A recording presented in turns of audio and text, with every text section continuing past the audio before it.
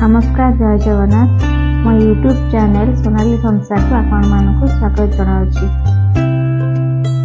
आज आम जह्नी एक नुआ आइटम प्रस्तुत करवा जोटा कि आपण मैंने भात और रुटी उभय सहित खाई पारिबे। प्रथम जह्नीर टॉप और बॉटम उभय को काटी दे सारा परे एबे तार चोपा को छड़े नहीं भल भाव जह्नीटा को आम धोईदबा।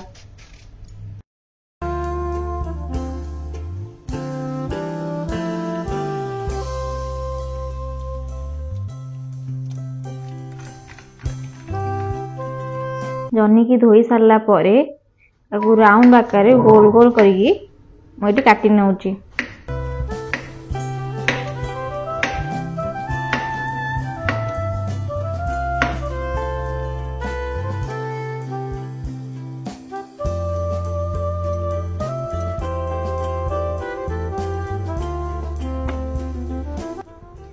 गोटे बड़ चामच बेसन, हाफ चामच लंका गुंड, हाफ चामच हलदी गुंड पकई भल भाव में गोले दौची। गोली सारा पर स्वाद अनुसार लुण पकई पुणी थोड़ा भल भाव में गोले नवा।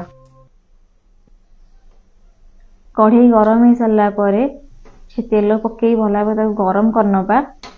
तेल गरम हो सारा पर किछि सोरिष कटा रखि रसुण राउंड कर कटा रखि पियाज किसी हलदी गुंड किसी लंका गुंड पकई भल भाव में भाजीदबा।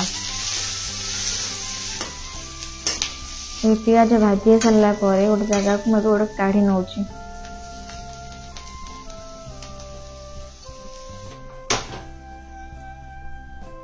सेम कढ़ई किसी तेल नहीं गोली रखी जह्नी को मुझे भाजी दौची भल भाव में। इथे आप गोटे टिप्स कही रखुची जेहेतु मु जह्नी बेसन गोलैकी रखी कहीं भाजला समय जह्नी पानीटा बाहर से पानीटा बाहर ये